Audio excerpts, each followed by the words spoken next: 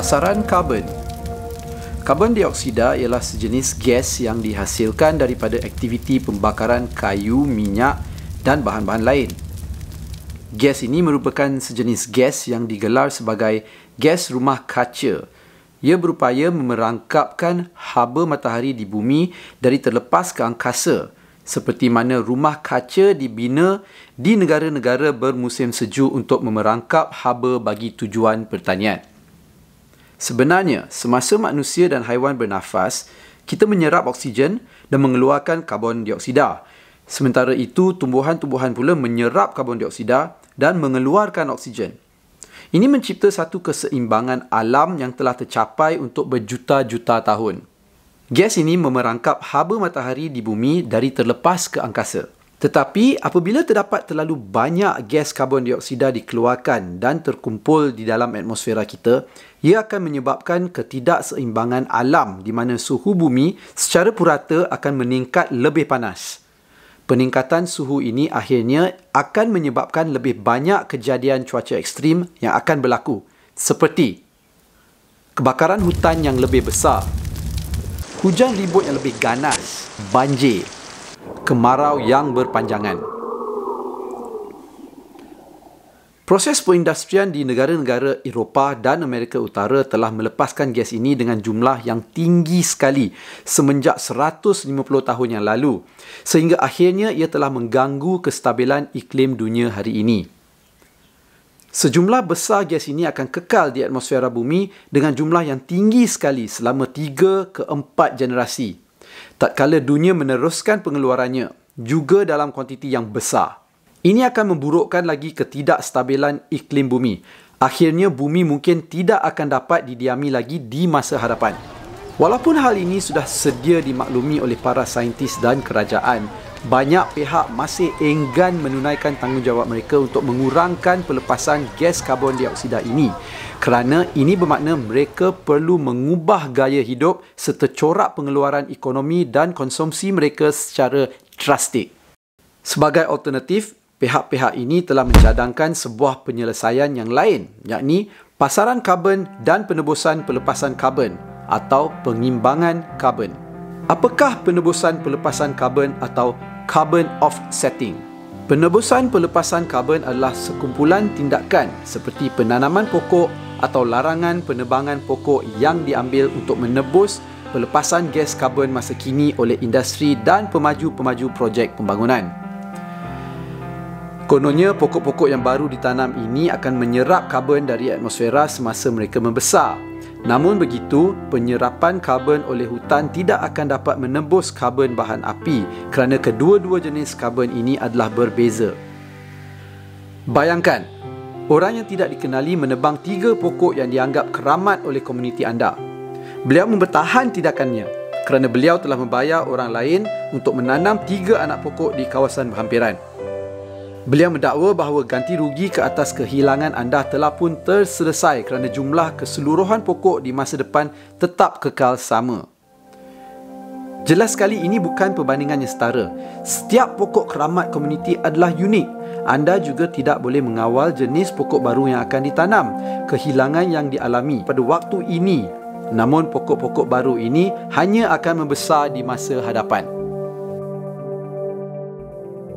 Dalam konteks penebusan karbon pula, apabila bahan api fosil yang dikeluarkan dari bumi dibakar, contohnya untuk menjana elektrik, karbon yang telah tersimpan di bawah tanah ini akan dilepaskan ke atmosfera. Di sinilah ketidakseimbangan mula berlaku.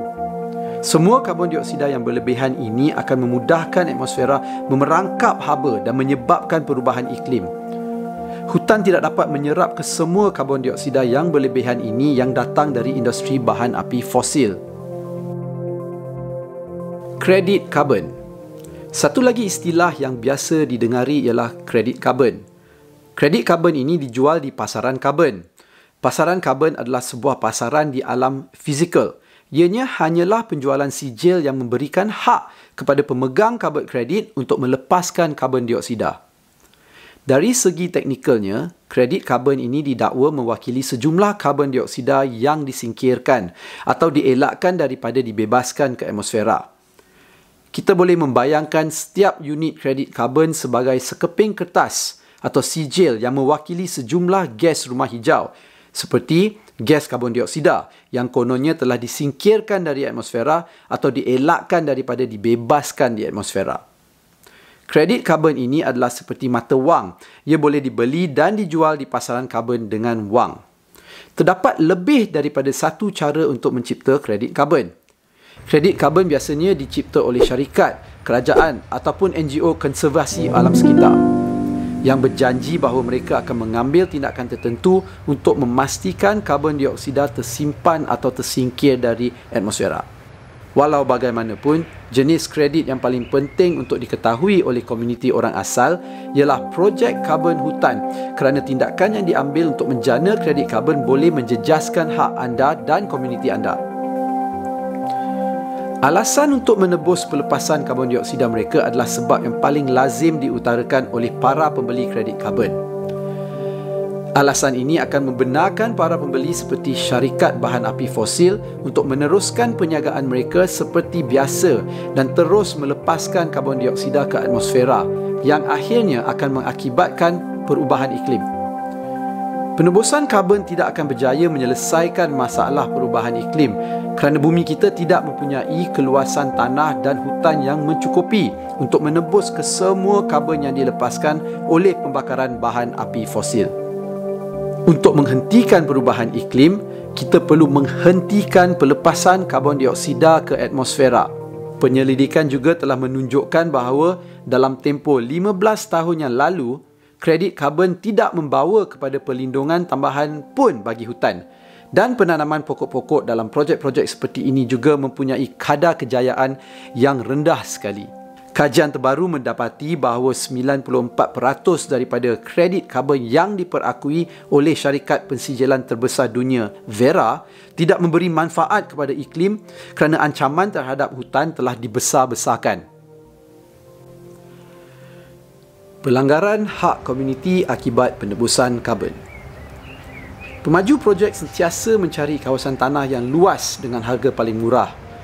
Oleh itu, mereka akan tertarik sekali dengan wilayah tanah adat orang asal, terutama sekali kerana pengiktirafan kerajaan terhadap hak tanah adat orang asal amat lemah sekali dan terdapatnya anggapan bahawa komuniti orang asal lebih terbuka untuk berunding pada harga yang lebih rendah. Terdapat banyak kes di mana komuniti yang memiliki tanah tidak sedar tentang perkongsian manfaat hasil daripada penjualan kredit karbon. Malah terdapat juga kes di mana pemaju projek melanggar perjanjian dan tidak memberi pempasan yang sepatutnya kepada komuniti tersebut. Terdapat juga pencabulan hak asasi manusia yang berleluasa seperti penderaan fizikal, penyeksaan, rogol dan pembunuhan. Sebagai contoh, di Uganda, laporan mengenai projek peladangan hutan oleh Green Resources di hutan simpan Pusat Kacung telah menyekat akses komuniti ke wilayah tanah adat mereka. Ini telah menjejaskan sumber kehidupan komuniti seperti aktiviti pertanian, penternakan dan pengumpulan sumber hutan mereka. Terdapat juga kes di mana pihak komuniti telah dipukul oleh pengawal kerana cuba memasuki hutan simpan. Selain itu, bahan kimia yang digunakan untuk menanam pokok untuk kredit karbon juga telah turut mencemarkan tanah serta saliran air, menyebabkan kematian haiwan ternakan dan kehilangan hasil tanaman. Terdapat banyak lagi contoh seperti kes ini disebabkan oleh pengawasan yang terhad dan kekurangan undang-undang yang melindungi hak tanah adat orang asal dan hak-hak komuniti. Pasaran biodiversiti, krisis biodiversiti dan kredit biodiversiti. Dalam tempoh 50 tahun yang lalu, banyak spesies haiwan dan tumbuhan telah pupus akibat proses perindustrian yang tidak terkawal. Kini, 1 daripada 3 spesies haiwan dan tumbuhan berisiko menghadapi kepupusan. Kredit biodiversiti adalah satu lagi alternatif yang dicadangkan untuk menebus kemusnahan alam semula jadi oleh industri. Biodiversiti adalah sebuah istilah yang digunakan untuk merujuk kepada kepelbagaian kehidupan di bumi ini, termasuklah kepelbagaian spesies dan genetik haiwan, tumbuhan dan mikroorganisma seperti bakteria dan virus, dan juga jenis-jenis ekosistem dan habitat mereka. Kredit biodiversiti adalah sijil yang menunjukkan bahawa sejumlah kuantiti spesies dan habitat semula jadi yang digabungkan sendiri mengikut pertimbangan sesebuah projek itu telah diselamatkan dari kemusnahan ataupun telah dipulihkan oleh pemaju projek. Sijil-sijil ini diberikan suatu harga dan kemudiannya boleh dijual kepada pihak syarikat atau individu. Sama seperti kredit karbon, sesetengah pemaju projek akan mencari tanah untuk cuba mencipta semula atau memulihkan habitat semula jadi. Kredit biodiversity ini yang menjanjikan pemulihan ekosistem semula jadi di kawasan tertentu juga boleh dibeli dan dijual. Terdapat 3 masalah utama dengan pendekatan ini. Tanah yang dianggap sebagai warisan, hak kelahiran dan kampung halaman komuniti hanya dilihat sebagai aset yang boleh dijual demi keuntungan tanpa mengambil kira generasi akan datang. Kredit ini dibeli oleh syarikat korporat yang menggunakannya sebagai alasan untuk terus merosakkan alam sekitar di tempat lain. Habitat yang sedang dipulihkan tidak semestinya menjadi tempat perlindungan kepada spesies yang sama dengan habitat yang telah dimusnahkan.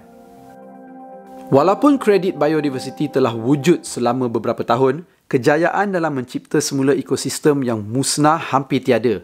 Ini tidaklah mengejutkan memandangkan sesebuah ekosistem adalah sangat kompleks, adalah hampir mustahil untuk mencipta semula ekosistem tersebut.